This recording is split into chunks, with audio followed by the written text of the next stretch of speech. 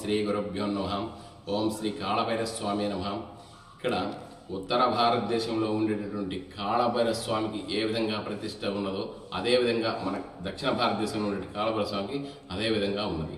తర్వాత ఈ కాళభైరవ స్వామి విశిష్టత ఏమిటంటే, ఇక్కడ రెడ్డి రాజు వంశంలో 10వ శతాబ్దంలో ఉన్నటువంటి రెడ్డి రాజు వంశంలో ఒక రాజుగారు ఉండేటువంటి, ఆ రాజుగారికి ఒక కుమార్తె ఉండేటువంటి, ఒకటే ఒక కుమార్తె. ఆ కుమార్తె అక్కడ ఆ కోటలో ఉండేటటువంటి, ఆ కోటలో అనేక మంది సైనికులు పనిచేస్తుండేవాడు. ఆ కోటలో సైనికులు పనిచేస్తుండగా ఆ కోటలో కుమ్మరతను ఉండేవాడు. ఆ కుమ్మరతను ఆ రాజుగారి కుమార్తె మీద మనసుపడి ఆ రాజుగారి కుమార్తెని తీసుకురావడానికి, ఏ విధంగా వివాహం చేసుకోవడానికి అతను అనేక విధంగా చూస్తున్నాడు. తర్వాత అక్కడ చేసుకుంటే ఆ రాజుగారికి ఇబ్బంది అవుతుందని, ఆ రాజుగారు ఏమైనా చేస్తాడనే ఉద్దేశంతో ఆ రాజుగారి కుమార్తెను తీసుకొని మారువేషంలో ఆ కోటల నుంచి బయటికి బయలుదేరి రాత్రిపూట అదే బయటికి రావడం. చాలా బహుదూరం వచ్చేసి మన నెల్లూరు జిల్లా కలిగిరి మండలం చిన్నూరు గ్రామం మధ్య అగ్రహారం గ్రామంలో ఇక్కడికి వచ్చేసి ఉన్నారు. ఈ గ్రామం అగ్రహారం బ్రాహ్మణులు. మేము అగ్రహారంలో ఉండే బ్రాహ్మణుల దగ్గరికి వచ్చేసి ఇట్లా అమ్మాయి తిరుగుతూ ఉండేది. ఇక్కడ కాపురం ఉంటున్నారు.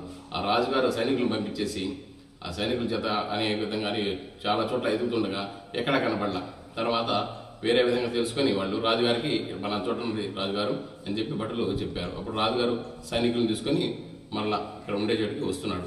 ఆ రాజుగారు తన తండ్రి గారు వస్తున్నారు చూసి ఆ కుమార్తె, ఆ యువరాణి ఏం చేసిందంటే, మా నాన్నగారు వస్తే మన ఇద్దరిని చంపేస్తాడని అని తన భర్తకు చెప్పేసి ఇట్లా చెప్పింది. అప్పుడు తన ఇష్టదైవమైనటువంటి కాళభైరవ స్వామికి ప్రార్థన చేసుకుని మనిద్దరం ఆత్మహత్య చేసుకుందాము, మా నాన్నగారు వస్తే ఎట్లా చంపేస్తాడు అనే విధంగా ఇద్దరు చెప్పేసరికి ఆ ఇద్దరు అక్కడే ఆత్మహత్య పట్టుకుని ఆత్మహత్య చేసుకున్నారు. ఆ ఆత్మహత్య చేసుకునేసరికి ఆ రాజుగారు చూడగానే ఈ విధంగా చేయి పట్టుకోవడం, ఆత్మహత్య చేసుకున్న దానికంటే కూడా చేయి పట్టుకోవడం చూసి అతను బాగా ఆక్రోశం పొంది తన దగ్గర ఉండే ఖడ్గం తీసుకుని ఆ చేతిని ఇద్దరు నరికేశాడు. తర్వాత అతను తన కోటలోకి ఆ హస్తపురానికి వెళ్ళిపోయాడు. ఆ రాజుగారు వెళ్ళిన తర్వాత అతనికి మనసు బాగలేదు.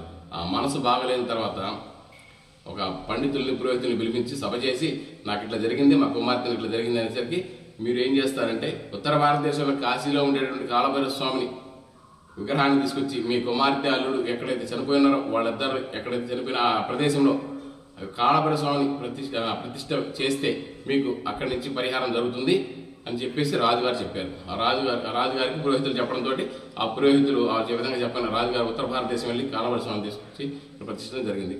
తర్వాత ఆ ప్రతిష్ఠించిన తర్వాత ఆయనకి ఏమన్నా కావాలంటే చుట్టూ పొలాలు ఇప్పించేశాడు. ఆయనకి కాళభైరవ స్వామికి ఆయనకి నైవేద్యానికి వాటికి పొలాలు ఇప్పించేసి వెళ్ళాడు. ఆ తర్వాత మహాశివరాత్రి రోజు మాఘ బహుళ త్రయోదశి నాడు ప్రతి మహాశివరాత్రి సందర్భంగా ఇక్కడ అనేక అభిషేకాలు జరుగుతాయి. తెల్లవారుజామున 4:30 నుంచి 9 గంటల వరకు అభిషేక కార్యక్రమాలు ఉంటాయి. తర్వాత భక్తులకు దర్శనం ఉంటుంది. తర్వాత మధ్యాహ్నం అన్నదాన కార్యక్రమం ఉంటుంది.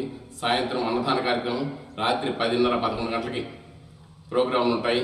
తర్వాత భక్తులు అనేక విధంగా వస్తుంటారు. ఆ భక్తులు ఏమన్నా మొక్కులు కొనుక్కున్నా కూడా వెంబటే పరిష్కారం చేసేటువంటి కాళభైరవ స్వామితనం.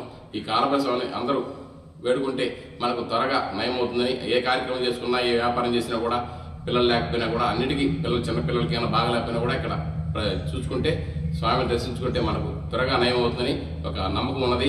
తర్వాత ఈ కార్యక్రమం అంతటికి చేపలం చేసినటువంటి గ్రామంలోని భక్తులు, మన ఆంధ్రప్రదేశ్ దేవాదాయ ధర్మాదాయ శాఖ కార్యనిర్వహణాధికారి మల్లికార్జున రెడ్డి గారి ఆధ్వర్యంలో జరుగుతుంది. గ్రామస్తుల సహాయ సహకారాలతో ఇక్కడ కార్యక్రమం జరుగుతాయి. మహాశివరాత్రి రోజు అంగరంగ వైభవంగా జరుగుతుంది ఇక్కడ.